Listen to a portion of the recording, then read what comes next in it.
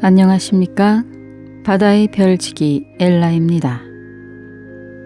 드디어 아기 예수님이 탄생하셨습니다. 인류를 구원하실 위대한 왕이신 예수님께서 가장 작고 가장 가난한 모습으로 이 세상에 오셨습니다. 오늘은 예수님이 탄생하시고 세계 각곳에서 일어난 사건들에 대해, 그리고 예수님의 첫 번째 피 흘림이신 예수님의 할례에 대해 들어보시겠습니다. 예수님이 탄생하시자 세계 각처에서 일어난 사건들. 아기 예수님이 태어났을 때 나의 영혼은 구세주 탄생의 놀라운 일들을 보기 위해 세계 곳곳으로 수없이 많은 여행을 했다. 그러나 나는 매우 아팠기 때문에 내가 가는 것 대신 환시가 내게 왔다. 나는 무수한 사건을 보았지만 많은 고통과 방해 때문에 대부분 잊었다. 나는 어젯밤 축복받은 동정녀의 선생님 노에미, 여선지자 안나, 성전의 연로한 시메온, 그리고 나자렛의 축복받은 동정녀의 어머니 안나, 그리고 유타의 엘리사벳, 모두가 구세주 탄생에 대한 환상과 계시를 보는 것을 보았다. 나는 엘리사벳의 집에서 아기 요한이 놀라운 기쁨으로 감동하는 것을 보았다. 그들은 모두 이 환상에서 성모 마리아를 보았지만 기적이 어디에서 일어났는지 알지 못했고 엘리사벳조차도 알지 못했다. 안나만이 베들레헴이 구원의 장소라는 사실을 알고 있었다. 어젯밤 나는 성전에서 멋진 일이 일어나는 것을 보았다. 사두가이인들의 모든 두루마리 책이 선반에서 떨어져 바닥에 흩어졌다. 이것은 큰 경각심을 불러일으켰는데 그들은 그것을 마술 탓으로 돌렸고 이 사건을 비밀로 유지하기 위해 많은 돈을 썼다. 로마에서. 나는 어젯밤 로마에서 많은 것을 보았지만 내가 본 그림들 중에서 나는 많은 것을 잊었고 그들 중 일부를 혼동했을 수 있다. 기억나는 대로 말한다. 예수님이 태어나셨을 때 나는 로마에서 많은 유대인들이 살던 강 건너편에서 기름 같은 샘이 솟아나 모두 크게 놀라워하는 것을 보았다. 사원의 지붕 전체가 무너져 내리면서 주피터의 웅장한 우상이 산산조각이 났다. 그들은 큰 경각심으로 또 다른 우상 비너스에게 제물을 바치며 이 의미를 물었는데 나는 악마가 우상의 입으로부터 나오며 이렇게 답을 준 것이 틀림없다고 생각한다. 이것이 무너진 것은 남편이 없는 처녀가 아들을 잉태했는데 이제 그를 낳았기 때문이다. 나는 이교도 사제들이 크게 놀라며 그들의 기록을 보는 것을 보았다. 70년 전 그 우상이 금과 보석으로 웅장하게 장식되어 엄숙한 제사로 영예를 받았을 때 로마에는 아주 선하고 경건한 여인이 살고 있었다. 그녀가 유대인인지 아닌지는 모르겠는데 그녀의 이름은 세레나처럼 들렸다. 그녀는 경제적인 여유가 있었고 환상을 보고 예언을 하는 충동을 느꼈다. 나는 그녀에 대해 많이 잊었지만 그녀는 종종 사람들에게 결실이 없는 원인에 대해 말하곤 했다고 생각한다. 이 여인은 언젠가는 산산조각이 날 우상에게 그러한 값비싼 명예를 바쳐서는 안 된다고 공개적으로 선포했다. 사제들은 그녀에게 이 선언에 대한 책임을 물었고 이것이 언제 일어날지 말하라고 요구했다. 그러나 그녀는 즉시 대답할 수 없었기 때문에 감옥에 투옥되어 고문을 당했다. 그녀는 하느님께 기도했는데 순결한 처녀가 아들을 낳을 때 우상이 산산조각이 날 것이라는 답을 받았다. 이것이 발표되자 그들은 비웃으며 그녀가 미쳤다고 판단해서 그녀를 감옥에서 풀어주었다. 그런데 이제 성전이 부서지고 우상이 산산조각 나자 그들은 그녀가 정말로 예언을 했다는 사실을 깨닫고 그녀가 이 사건의 시간을 정해 놓은 것에 대해 놀랐다. 하지만 그들은 그리스도가 성모 마리아에게서 태어나신 것에 대해서는 당연히 아무것도 알지 못했다. 나는 로마의 두 집정관이 기름샘의 출현과 이 사건에 대한 보고를 요청하는 것을 보았다. 집정관 중 한 명은 렌툴루스라고 불렀는데 그는 순교당한 사제 모세의 조상이며 로마에서 베드로의 친구였다. 나는 또한 아우구스투스 황제와 관련된 것을 보았지만 더 이상 분명하게 기억할 수 없다. 나는 쓰러진 사원이 있는 그 반대편 로마의 한 언덕에서 황제가 다른 사람과 함께 있는 것을 보았는데 언덕으로 올라가는 계단이 있었고 그 위에 황금문이 있었다. 황제가 그곳에서 업무를 해결하고 언덕을 내려갔는데 그때 그는 언덕 위에 우편 하늘에서 환상을 보았다. 무지개 위에 있는 처녀의 환상이었는데 아이가 그녀에게서 위로 떠오르고 있었다. 나는 오직 그 혼자만 그것을 보았다고 생각한다. 황제는 오랫동안 벙어리가 되었던 신들린 자에게 이 환상에 대한 설명을 요청하자 그는 모든 사람이 그의 앞에 굴복할 아기가 태어났다고 답했다. 그 후 그는 그가 환시를 본 언덕에 제단을 세우고 많은 제물을 바치며 그곳을 하느님의 첫 아들께 봉헌했다. 이집트에서 나는 또한 이집트에서도 그리스도의 탄생을 선포하는 사건을 보았다.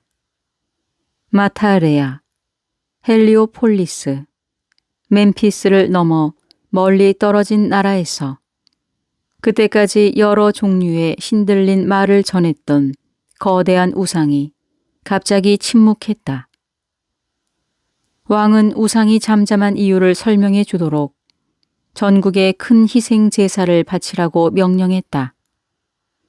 그래서 우상은 자신은 하느님의 명령에 따라 의무적으로 침묵하고 있으며 처녀가 그곳에 그분의 성전이 세워질 아들을 낳았기 때문에 순종해야 한다고 말했다. 동방에서 아기 예수가 태어났을 때 나는 거룩한 새 왕에게 나타난 놀라운 환상을 보았다. 이 왕들은 별을 숭배하는 사람들이었고 계단이 있는 피라미드 같은 모양의 탑을 가지고 있었다. 그것은 부분적으로 목재로 만들어졌으며 언덕 위에 있었다. 그들 중 한 왕은 여러 명의 성직자와 함께 별을 관찰하기 위해 항상 그곳에 있었다. 그들은 항상 그들이 본 것을 기록하고 서로 소통했다. 나는 이 밤에 이 탑에서 2명의 왕을 본 것 같다.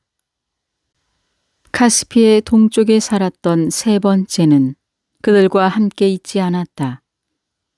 그들은 다양하게 변하는 하나의 특정한 별을 항상 관찰했다.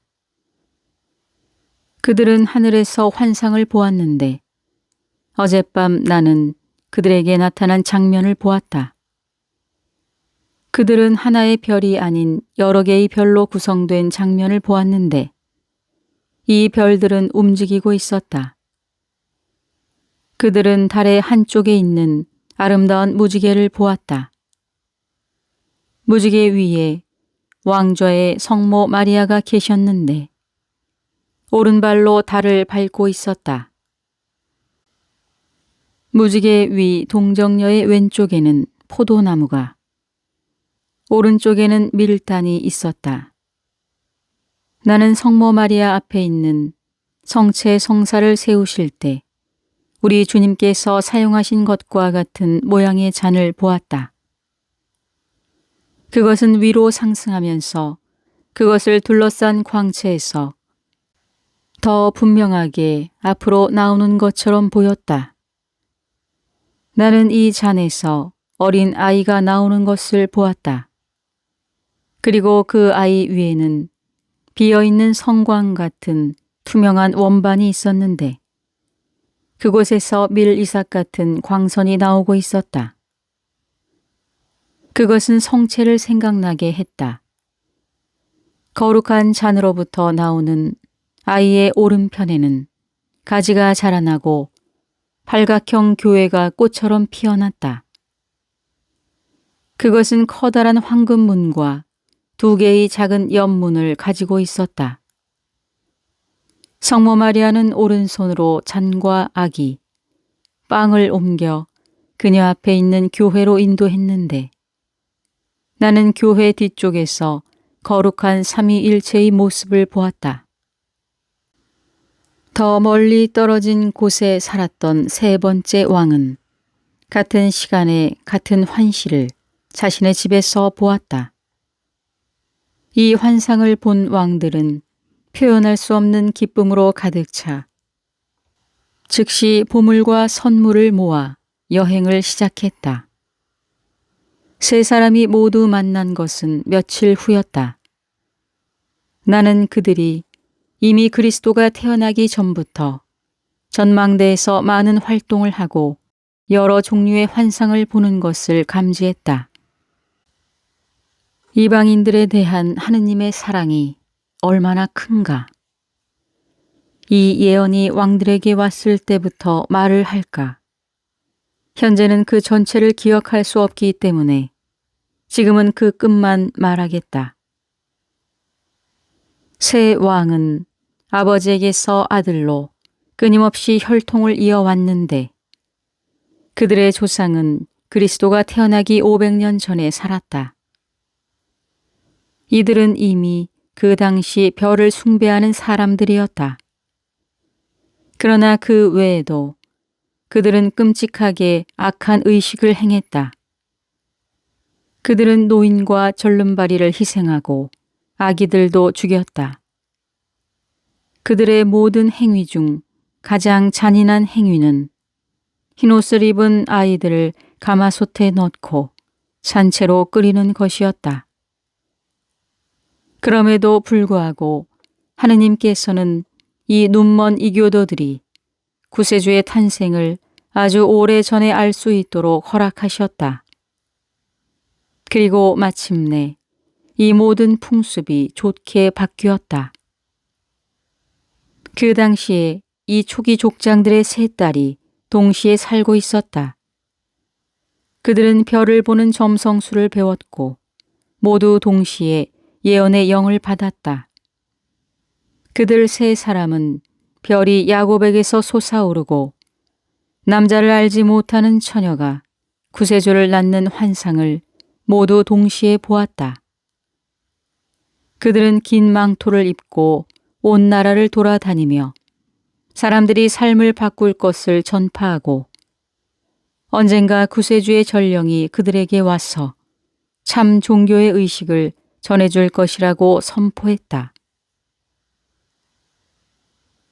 아기 예수님의 할례 28일 오늘 나는 성모 마리아가 아기 예수님과 하녀들과 함께 몇 시간 동안 동굴을 떠나는 것을 보았다. 나는 그녀가 동굴 문 밖으로 나와 갈대 지붕 아래에서 오른쪽으로 돌아 몇 걸음 가서 옆에 있는 동굴로 피신하는 것을 보았다. 이것은 그리스도의 탄생 때 샘물이 솟아올라 요셉이 관리한 동굴이었다. 성모님은 이 동굴에 4시간을 머물렀지만 후에 그곳에서 며칠을 보냈다. 요셉은 그녀가 편안하게 지낼 수 있도록 몇 가지 준비를 하기 위해 새벽에 그곳으로 왔다. 그들은 그곳으로 가라는 내면의 경고를 받았는데 오늘 베들레헴에서 헤로데의 사절 몇몇 남자들이 동굴로 왔기 때문이다. 내 생각에는 목자들의 말로 인해 그곳에서 아기에 관련된 놀라운 일이 있었다는 소문이 퍼져 나갔기 때문이라고 생각한다. 나는 이 사람들이 주님 탄생의 동굴 앞에서 목자들이 있는 가운데 성 요셉과 몇 마디 말을 나누는 것을 보았다. 그들은 요셉이 얼마나 가난하고 단순한지 보고 그를 얕잡아 보는 미소를 남기고 떠나갔다. 성모님은 아기 예수와 함께 옆 동굴에서 약 4시간 동안 머무른 후 돌아왔다. 주님 탄생의 동굴은 쾌적하고 매우 조용하다. 목자들 외에는 베들레헴에서 이곳에 아무도 오지 않는다. 일반적으로 베들레헴의 어느 누구도 이곳에서 일어나는 일에 관심을 기울이지 않는다. 왜냐하면 마을을 오가는 많은 낯선 사람들 때문에 주민들이 분주하기 때문이다. 많은 사람들이 짐승으로 세금을 내기 때문에 짐승을 사고 팔고 도살하는 일이 많다. 또한 여기에는 종으로 일하는 많은 이교도들도 있다.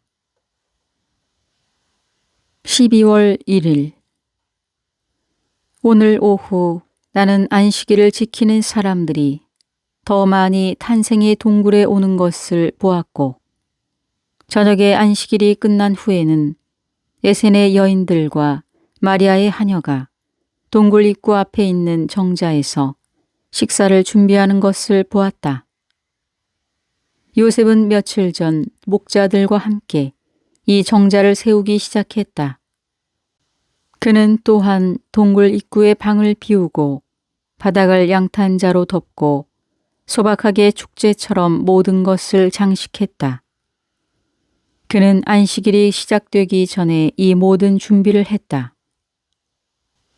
왜냐하면 내일 새벽은 그리스도의 탄생 8일째 되는 날이며 그날은 아기가 하느님의 계명에 따라 할례를 받아야 하기 때문이다. 저녁 무렵 요셉은 베들레헴으로 가서 3명의 사제와 한 노인 그리고 이 엄숙한 의식에서 일종의 간호사 역할을 하는 것처럼 보이는 한 여성과 함께 돌아왔다.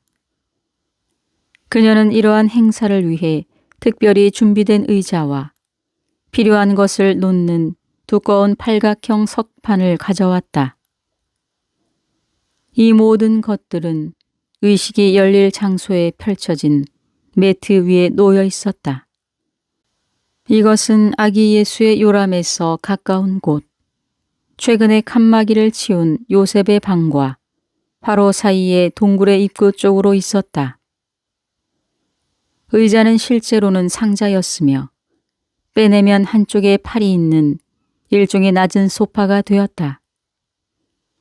그것은 빨간색 재질로 덮여 있으며 앉기보다는 눕는 것에 더 가깝다. 팔각형 석판은 직경이 반미터 정도 되었고 그 중앙에는 금속판으로 덮인 팔각형 구멍이 있었다. 그 안에는 별도의 칸에 3개의 상자와 돌칼이 있었다. 이 석판은 의자 옆에 있는 지금까지는 우리 주님이 태어나신 곳에 항상 천으로 덮여 있던 3개의 다리가 달린 등이 없는 의자 위에 놓여 있었다. 모든 준비가 끝나자 사제들이 성모님과 아기 예수를 반기며 맞이했다. 그들은 성모 마리아에게 친근한 말을 하고 감격하며 아기를 품에 안았다. 그런 다음 동굴 입구 앞 정자에서 식사를 하고 이런 경우에는 항상 그렇듯이 사제들을 따라온 가난한 사람들에게 요셉과 사제들이 선물을 나누어 주었다. 나는 해가 지는 것을 보았는데 여기서는 집에서보다 더 크게 보였다. 나는 태양 광선이 열린 문을 통해 탄생의 동굴로 낮게 들어오는 것을 보았다. 12월 2일 일요일. 동굴에는 등불이 켜져 있었고 나는 그들이 밤에 자주 기도하고 노래하는 것을 보았다. 할례는 우리 주님 탄생 8일 후 새벽에 행해졌다. 성모님은 괴로워하고 불안해했다. 그녀는 피를 맞고 싸맬 수 있는 작은 천을 직접 준비하고 그것을 망토 속 가슴에 간직했다. 사제들은 기도와 의식과 함께 팔각형 석판을 먼저 빨간색으로 덮은 다음 흰색으로 덮었다. 그러자 사제 중 한 명이 의자에 기대어 앉았고 동굴 뒤쪽에서 아기 예수를 품에 안은 성모님이 붕대와 함께 아기를 하녀에게 건네주었다. 성 요셉은 하녀로부터 아기를 받아서 사제들과 함께 온 여인에게 주었다. 그녀는 작은 아기 예수를 팔각형 돌판의 천 위에 뉘었다. 그리고 그들은 다시 기도를 바쳤다. 그런 다음 여인은 아기의 포대기 띠를 풀고 의자에 앉아있는 사제의 무릎에 앉혔다. 성 요셉은 신부의 어깨 위로 몸을 구부리고 아기의 몸의 윗부분을 잡았다. 두 명의 사제가 오른쪽과 왼쪽에서 무릎을 꿇고 각각 아기의 발을 잡았으며 거룩한 의식을 수행할 사람은 아기 앞에 무릎을 꿇었다. 돌판에서 덮개를 열자 치료용 연고가 들어있는 상자 3개가 보였다. 칼은 손잡이와 칼날이 모두 돌로 되어 있었다. 칼날의 갈고리 모양의 끝 부분으로 살이 잘렸다. 사제는 또한 수술할 때 그의 날카로운 손톱을 사용했다. 그 후 그는 상처를 빨아내고 상자로부터 치료용 로션과 약간의 진통제를 발랐다. 간호사 여인은 이제 아기를 받아 붕대를 감고 다시 포대기 뚜로 감쌌다. 지금까지 아래는 빨간색이고 위는 흰색인 포대기 띠는 팔 아래까지 감겨져 있었다. 하지만 이제는 작은 팔도 돌돌 감았고 머리도 감쌌다. 그런 다음 아기는 다시 천으로 덮여 있는 팔각형의 돌판 위에 눕혀졌고 더 많은 기도가 바쳐졌다. 나는 요셉이 천사가 그에게 아기가 예수라고 불릴 것이라고 말한 것을 알고 있었지만 사제가 이 이름을 즉시 승인하지 않았기 때문에 기도에 빠진 것을 기억한다. 그러나 나는 빛나는 천사가 사제 앞에 나타나 예수님의 이름이 적힌 돌판을 그의 눈앞에 들고 있는 것을 보았다. 그 사제나 다른 사제들이 이 천사를 내가 본 것처럼 보았는지는 알 수 없지만 나는 그가 경외감에 사로잡혀 신선한 영감으로 양피지에 이 이름을 쓰는 것을 보았다. 거룩한 의식이 끝난 후 아기 예수님은 큰 소리로 울었고 나는 아기가 다시 성 요셉에게 돌아가는 것을 보았다. 요셉은 동굴 뒤쪽에서 두 연과 함께 서 있는 성모님의 품에 아기를 안겼다. 축복받은 동정녀는 아기를 받고 눈물을 흘리며 아기의 요람이 있는 곳으로 물러나 그곳에 앉아서 젖을 먹이며 베일에 쌓여 우는 아기 예수님을 달랬다. 요셉은 또한 그녀에게 피 묻은 작은 천을 주었다. 남아있는 피 묻은 작은 조각들은 간호사 여인들이 보관했다.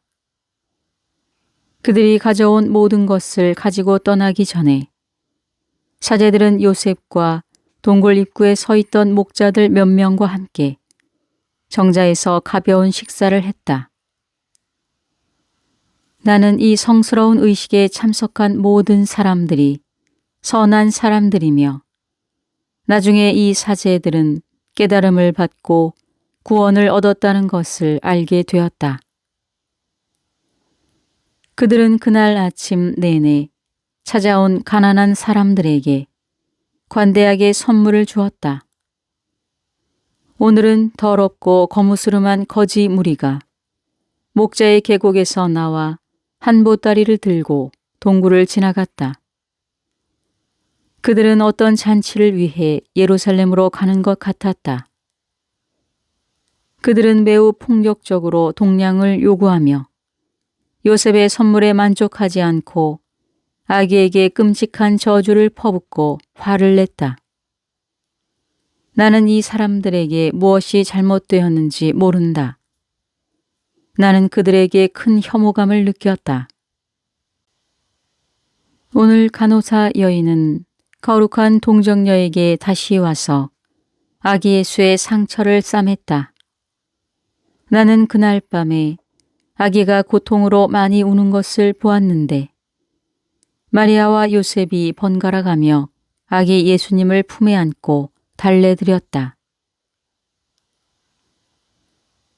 엘리사벳의 방문. 오늘 저녁 나는 엘리사벳이 주님 탄생의 동굴로 오는 것을 보았다. 그녀는 나이든 하인이 이끄는 나귀를 타고 있었다. 요셉은 그녀를 매우 따뜻하게 맞았고 그녀와 마리아는 큰 기쁨으로 서로를 포옹했다. 엘리사벳은 눈물을 흘리며 아기 예수님을 가슴에 안았다. 그녀의 소파는 예수님이 태어나신 곳 옆에 마련되었다.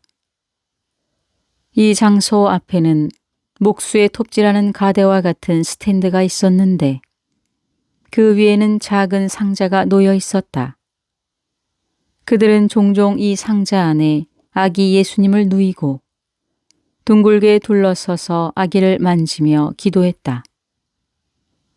이것은 아마도 그곳의 풍습이었나 보다. 나는 안나의 집에서도 비슷한 스탠드에 누워있던 아기 마리아를 본 적이 있기 때문이다. 엘리사벳과 성모 마리아는 지극히 사랑스럽고 친밀하게 이야기를 나누었다. 어제 저녁과 오늘도 나는 성모님과 엘리사벳이 달콤한 대화를 나누며 함께 앉아있는 것을 보았다. 나는 내 자신이 그들과 함께 있다는 것을 느꼈고 그들의 모든 대화를 진실된 기쁨으로 들었다. 성모님은 그녀에게 일어난 모든 일을 엘리사벳에게 말했는데 성모님이 베들레헴에서 숙소를 찾는 데 어려움이 있었다고 설명하자 엘리사벳은 눈물을 흘리며 울었다. 성모님은 또한 아기 예수의 탄생에 대해서도 많은 이야기를 했는데 나는 이것에 대해 기억할 수 있다. 가브리엘 천사가 주님의 탄생을 선포했을 때 마리아는 10분 동안 의식을 잃었고 그녀의 마음이 2배로 커지며 표현할 수 없는 은혜로 가득 찬 것처럼 느꼈다고 말했다. 그리스도가 탄생하는 순간 그녀는 끝없는 갈망으로 가득 차 있었는데 마치 천사들에 의해 들림받아 무릎을 꿇고 있는 것처럼 느꼈으며 황홀경에 휩싸여 있었다. 그때 그녀는 마치 그녀의 마음이 둘로 갈라지며 반쪽이 사라진 것처럼 느꼈다. 성모님은 의식 없이 10분 동안 이렇게 있는 동안 내면의 공허함을 느꼈는데 이전에는 자신의 안에서만 느꼈던 무한한 구원에 대한 강한 갈망을 그녀 밖에서 느꼈다. 그리고 빛나는 빛으로 형성된 아기가 그녀 앞에서 자라나는 것처럼 보이는 것을 보았다. 그리고 나서 그녀는 아기가 움직이는 것을 보았고 그의 울음소리를 듣자 의식을 회복하고 아기를 들어 가슴에 안았다. 마리아는 처음에는 꿈과 같아서 광채로 둘러싸인 작은 아기를 감히 들어 올리지 못했다. 그녀는 또한 자신이 아기를 낳는 것을 의식하지 못했다고 말했다. 엘리사벳이 성모님에게 말했다. 당신은 출산에 대한 은총을 다른 여인들보다 더 많이 받았습니다. 요한의 탄생은 참으로 기쁨이었지만 당신의 출산과는 달랐습니다. 이것이 내가 그들의 대화를 기억하는 전부이다. 오늘 나는 성모 마리아와 아기 예수를 방문하는 많은 사람들을 보았다.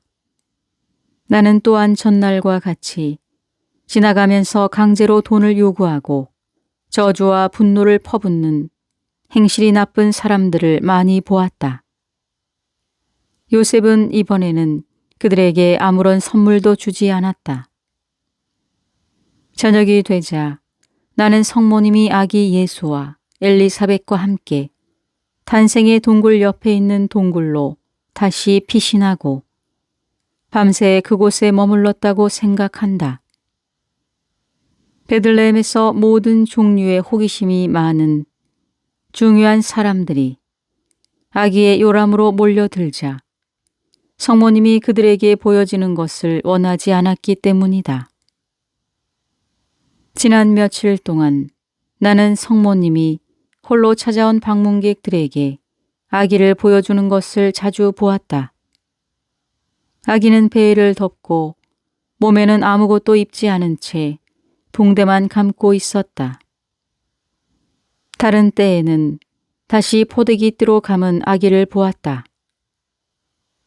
나는 간호사 여인이 종종 아기를 방문하는 것을 보았는데 성모님은 방문객들이 가져온 선물의 많은 부분을 여인에게 주었고 그녀는 그것을 베들레헴의 궁핍한 사람들에게 나누어 주었다.